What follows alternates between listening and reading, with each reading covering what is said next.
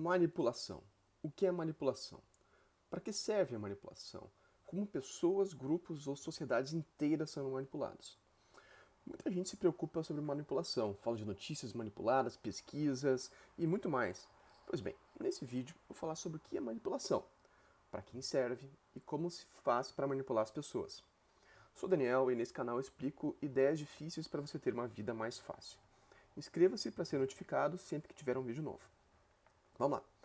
Manipulação vem do latim e significa literalmente ato de tocar ou preparar algo com as mãos. Ou seja, pensa assim um padeiro, como ele manipula a massa para deixar pronta para assar. Isso é manipulação literalmente.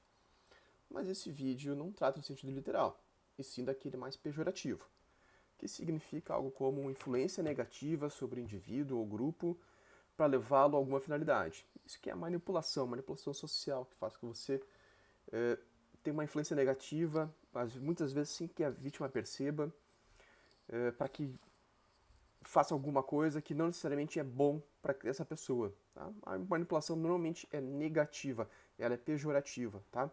Uma influência pode ser positiva ou negativa. A manipulação, dentro do sentido que a gente vai levar aqui, é sempre negativa. Entre alguns exemplos de grandes manipulações negativas, dá para citar as cruzadas. É um belo exemplo. Alguns religiosos manipularam milhares de pessoas a acreditar que todos os seus pecados seriam perdoados caso morressem lutando para libertar a Terra Santa. Um outro bom exemplo de manipulação é o movimento anti-vacina. Ele conseguiu trazer de volta doenças que estavam praticamente extintas. Quando pessoas dizem que não vão tomar vacina porque tem medo de virar jacaré ou ter seu DNA alterado, é porque foram manipuladas ou estão tentando manipular você. Ok, mas então para que serve a manipulação? Esse é um ponto importante sobre manipulação. Ela serve para alguém, ela tem uma finalidade que normalmente não está clara. A manipulação serve para o manipulador, sempre. E o que ele ganha? Olha, depende de caso a caso. Vamos lá. No caso das cruzadas, os reis, padres, sacerdotes que lideraram ganharam prestígio, dinheiro e muitos viraram santos. A saber, a vida dos sacerdotes na Idade Média era muito melhor, muito mais confortável que a dos peões. Eles viviam mais, chegavam a viver 60, 70 anos, enquanto os peões que trabalhavam na lavoura morriam com 30, 28, por aí.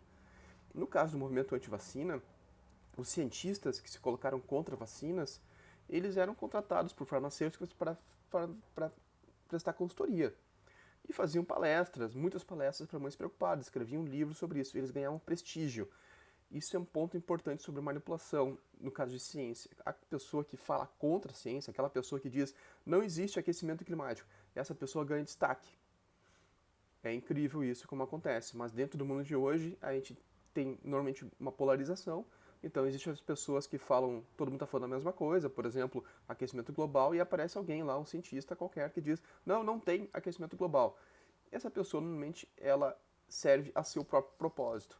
Ela, ao fazer isso, ela ganha muito destaque. Seus artigos são citados, ela é convidada a dar palestras, ela faz entrevistas, ela tem um reconhecimento que não teria de outro formato.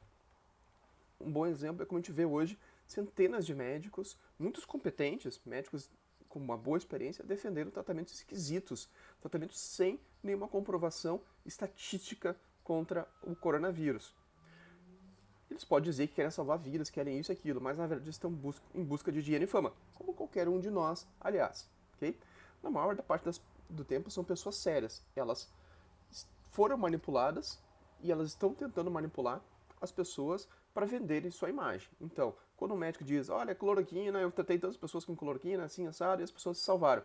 Ele está fazendo uma mentira em busca de fama. Ele sabe que ao falar isso, um monte de gente que foi manipulada a acreditar que cloroquina é um bom remédio, vai dizer assim, olha, veja aqui, ó, o doutor tal tá falando que é assim, assim, assado. E a gente vê centenas de médicos, centenas de cientistas caindo nessa ladainha. É uma pena. A manipulação mais comum que a gente vê no dia a dia é aquela executada por publicitários que querem vender produtos. Coisa simples. Eles colocam um produto, mais ou menos, e uma embalagem bacaninha. Inventam um slogan que reforça algo do produto, por exemplo, a batata da onda, e assim algumas pessoas são manipuladas a comer mais salgadinhos ao invés de frutas. Voltando, a manipulação ela é negativa. Na mesma linha, políticos também usam esses métodos para conseguir votos. Dizem que são pró-vida, pró-democracia, ou inventam qualquer outro slogan, que Deus acima, Deus abaixo, não importa. Na prática, não importa como é que eles são. Eles podem agir de uma forma totalmente diferente, desde que o slogan fique intacto. Ok. Como pessoas e grupos são manipulados? Depende muito. A forma mais comum é mentindo, e mentindo descaradamente, e sempre foi assim. Era mentira na antiguidade quando os sacerdotes egípcios diziam que o faraó era um deus vivo. Eles falavam isso para convencer as pessoas a passar 20, 30 anos construindo uma pirâmide. E é uma mentira hoje quando um determinado grupo insiste em promover e distribuir um remédio comprovadamente ineficaz para curar o coronavírus ou qualquer outra doença. São mentiras repetidas dentro de bolhas de redes sociais que infelizmente muita gente acredita. Mentira é assim, as pessoas acreditam. A mentira, é claro, precisa ser elaborada, e de preferência ter autoridades repetindo. Afinal, quem poderia imaginar que o sacerdote, aquela pessoa com autoridade, mentiria sobre o faraó? Ou mesmo o presidente da república mentiria? É um sacrilégio. Felizmente, não estamos mais na antiguidade. E hoje a gente consegue identificar uma mentira ou manipulação. Mas como identificar uma manipulação ou uma mentira? Bom, a primeira coisa, se você sabe que aquilo não é verdade. A gente sabe hoje, por exemplo, que uma pessoa de carne e osso não é um Deus vivo. Isso não acontece. Um outro ponto, no caso dos remédios, é se você tem vários estudos comprovando que aquele determinado remédio não é eficaz, ele não é eficaz. Não importa quem diga o contrário. Se for presidente, se for um cientista, se for qualquer um, não importa. Existem vários estudos comprovadamente dizendo que não funciona. Não importa o que os outros estão dizendo, é falso.